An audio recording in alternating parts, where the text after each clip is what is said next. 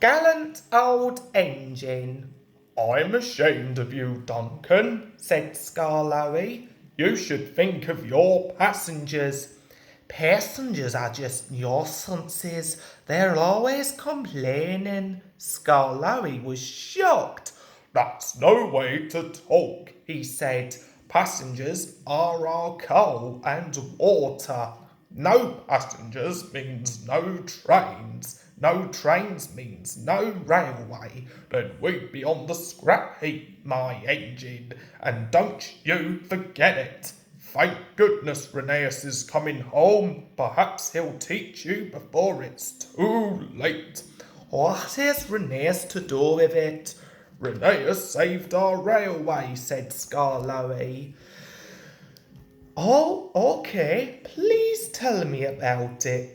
The year before you came, said the old engine, things were very bad. We were on our last wheels. Mr. Hugh was driver and fireman, while the Fin controller was guard. He did everything else too, and helped Mr. Hugh mend us in the shed.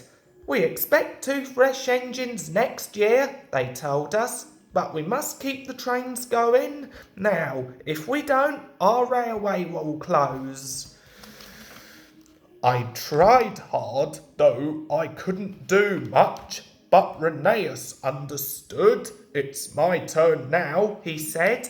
You've done more than your share of hard work.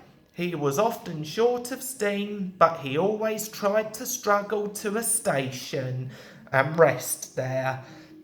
That, said Skarloey earnestly, is most important with passengers. Exclaimed Duncan.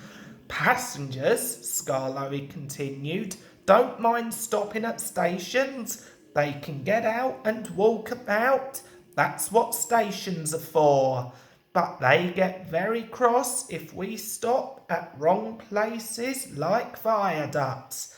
Then they say we're at a bad railway and never come back. I remember Rheneas stopping in a wrong place once, said Skarloey. He couldn't help it, but he made up for it afterwards. That afternoon he had damp rails and a full train. There were passengers even in Beatrice, the guard's van. His wheels slipped dreadfully on the steep bit after the first station, but they gripped at last. The worst's over, he thought. Now we're away. Come along, he sang to the coaches. Come along, I've got cramp, he groaned. He stopped, unable to move, on the loneliest part of the line. The Fin controller and Mr. Hugh examined him carefully. The passengers watched and waited. Rheneas eyed them anxiously. They looked cross. At last the Fin controller stood up. Your valve gear on one side has jammed, he said. We've unfastened the rods and tied them up. Now, Rheneas, he went on, we need to reach the next station. Can you pull us there on one cylinder? I'll try, sir. But the next station isn't the right station. Will the passengers be cross? Don't worry, smiled the Fin controller. They know we can't reach the top station today. The Fin controller sanded the rails. Passengers from Beatrice pushed behind. Mr. Hugh gently eased out the regulator. The train jerked and began to move. Oh, do it. Everyone cheered, but Rheneas heard nothing. The Fin controller's relying on me. If I fail, the railway will close. It mustn't. I'll get there or bust. Everything blurred. He was too tired to move another yard, but he did, and another, till I've got there at last, he sighed with relief. It's proud of you, I am indeed, said Mr. Hugh.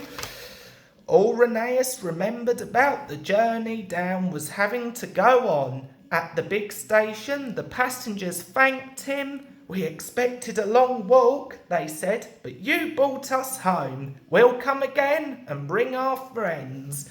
You're a gallant little engine, said the Fin Controller. When you're rested, we'll mend you ready for tomorrow. Was Rheneas always ready for tomorrow? Always, smiled Scarloey. Whatever happened, Rheneas always pulled his trains. Thank you for telling us about Rheneas, Duncan said. I was wrong. Passengers are important after all.